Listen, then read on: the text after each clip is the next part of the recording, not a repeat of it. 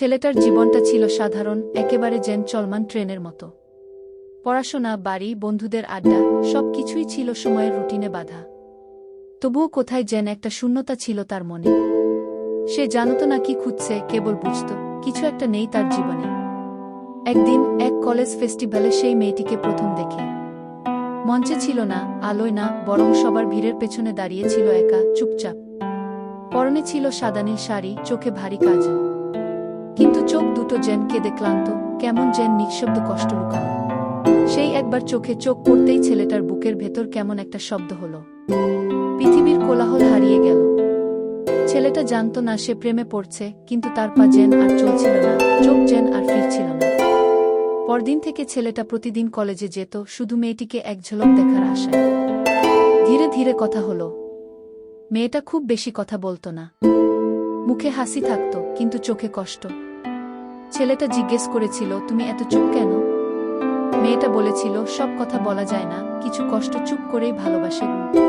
ছেলেটা আর কিছু জিজ্ঞেস করেনি, শুধু ভাবত এই মেয়েটিকে সে ভালোবাসবে, তার দুঃখগুলো ভাগ করে নেবে, তাকে এমন করে রাখবে যেন আর কাঁদতে না হয়। সময়ের সঙ্গে সঙ্গে সম্পর্কটা ঘনিয়ে উঠল। প্রতিদিন দেখা, কলেজ শেষে টানা হাঁটা, হাত ধরে থাকা, আর মাঝে মাঝে হালকা রাগ অভিমান। মেয়েটা এখনো কিছু কিছু কষ্ট লুকিয়ে রাখত, কিন্তু ছেলেটা বিশ্বাস করত ভালোবাসা সময়ের সঙ্গে সব ঠিক করে দেয়। একদিন ছেলেটা মেয়েটিকে বলল, তোমাকে আমি সত্যিকারের ভালোবাসি। এমন ভালোবাসা সিনেমায় হয়, বাস্তবে না। মেয়েটা কিছুক্ষণ চুপ করে থেকে বলল, ভালোবাসা সিনেমা নয়, বাস্তবে আরও বেশি কষ্টের। ছেলেটা তখনও বুঝতে পারেনি কি গভীরতা আছে এই কথায়।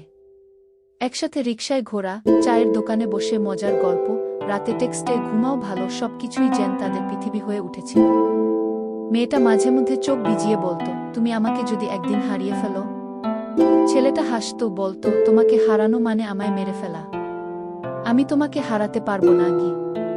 তারা স্বপ্ন বুনত, একসাথে একটা ছোট বাসা, ভাড়া হোক তাতে কি, তবে সেখানে কষ্টগুলো ভাগ হবে আর হাসিগুলো জোড়া লাগবে। ছেলেটা পরিবারের সাথে ঝগড়া করেও মেয়েটার কথা বলেছিল।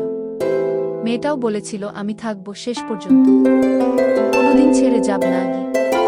তাদের গল্পটা ছিল অসম্পূর্ণ গান, কিন্তু খুব মধুর, একদম শেষ না হওয়া চিঠির মতো। সব ঠিকঠাক চলছিল, আচমকা একটা দিন এল, যেদিন ছেলেটা টেক্সট পেল না, কল ধরল না মেয়েটা।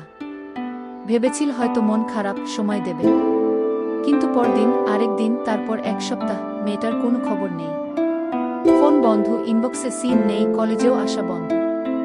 ছেলেটা দিশেহারা, চোখের নিচে কালি পড়ে গেছে, মাথায় চিন্তা ছাড়া কিছু নেই। সে মেয়েটার বাসার সামনে গিয়ে দাঁড়াল, কিন্তু তার কোনো খোঁজ নেই। বাড়ির লোকেরা কিছু বলতে চায় না। কেউ বলল হয়তো শহর ছেড়ে চলে গেছে। ছেলেটা বিশ্বাস করতেই পারছিল না যে মানুষটা প্রতিদিন তার জীবনের অংশ ছিল, হঠাৎ সে এতটা অচেনা কিভাবে হয়ে গেল। একদিন হঠাৎ শহরের এক গলিতে মেয়েটাকে দেখেছে। তার সঙ্গে ছিল এক সুদর্শন যুবক, যাকে সে চিনত না। তারা হাসছিল, হাত ধরেছিল।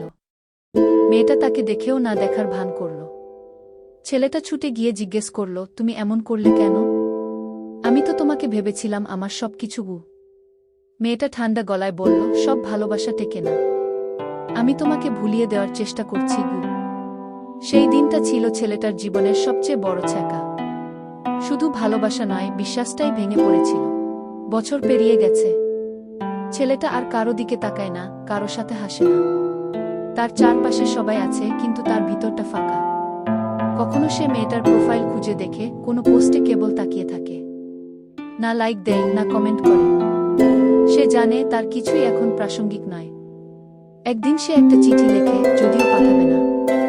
তোমার জন্য আমি আজও অপেক্ষা করি না, কিন্তু বিশ্বাস করি ভালোবাসা একতরফা হতে পারে।